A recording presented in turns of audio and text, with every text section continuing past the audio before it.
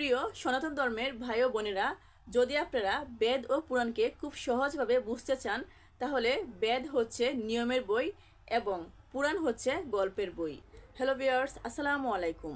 Welcome to another new video.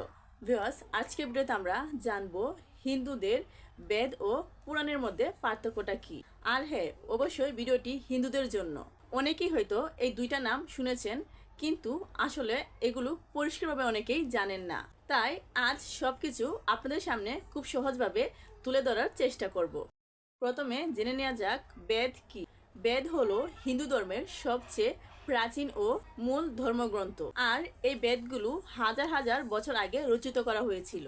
বেদে মূলত রয়েছে মন্ত্র, প্রার্থনা, যজ্ঞ করার নিয়ম এবং কিছু গভীর দার্শনিক চিন্তা। কিন্তু একটা সমস্যা হচ্ছে বেদের ভাষা খুব কঠিন, প্রাচীন সংস্কৃত, তাই সাধারণ মানুষের পক্ষে এটা বোঝা খুব কঠিন। যদি আমরা বেদকে সাধারণভাবে বলি তাহলে এটা হলো হিন্দু ধর্মের মূল তত্ত্ব বা থিওরি। এখন হচ্ছে তাহলে পুরাণ কি। এবার আসা যাক পুরাণে।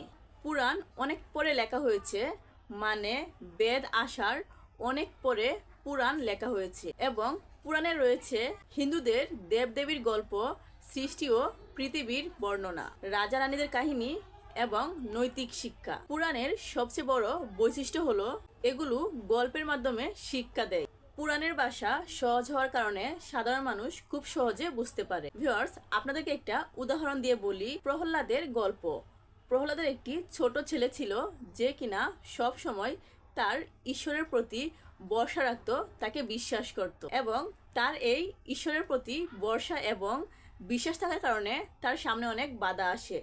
তিনি এসব বাধা পেরিয়ে তিনি তার ঈশ্বরের উপর কখনো ভরসা কিংবা ভক্তি ছাড়েননি। ভিউয়ার্স, এই গল্প শিখায় যে আল্লাহ তাআলার প্রতি বিশ্বাস এবং ভরসা রাখলে তিনি সকল বিপদ আপদ থেকে রক্ষা করেন। ভিউয়ার্স, এখন দেখি বেদ এবং পুরাণের মধ্যে মূল পার্থক্যগুলো কি কি। এক নম্বরে হচ্ছে সময়ের দিক থেকে বেদ অনেক পুরনো এবং বেদের পর পুরাণ লেখা হয়েছে। দুই নম্বরে হচ্ছে বিষয়বস্তু, বেদে রয়েছে মন্ত্র এবং নিয়ম এবং পুরাণে হচ্ছে গল্প ও কাহিনী। তিন নম্বরে হচ্ছে বোঝার সহজতা, বেদ অনেক কঠিন এবং পুরাণ অনেক সহজ।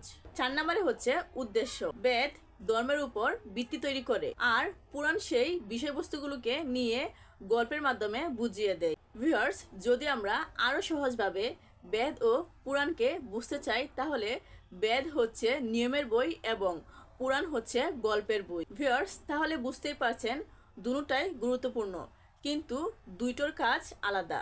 একটা জ্ঞান দেয় এবং আরেকটা সেই জ্ঞান গল্পের মাধ্যমে তুলে ধরে। সম্মানিত সনাতন ধর্মের ভিউয়ার্সরা, যদি আপনাদের ভিডিওটি ভালো লাগে তাহলে অবশ্যই একটি লাইক দিবেন এবং কমেন্ট করে আপনাদের মূল্যবান মতামত জানাবেন এবং এরকম ভিডিও পাওয়ার জন্য আমাদের চ্যানেলটিকে অবশ্যই সাবস্ক্রাইব করে আমাদের পাশেই থাকবেন। আল্লাহ হাফেজ।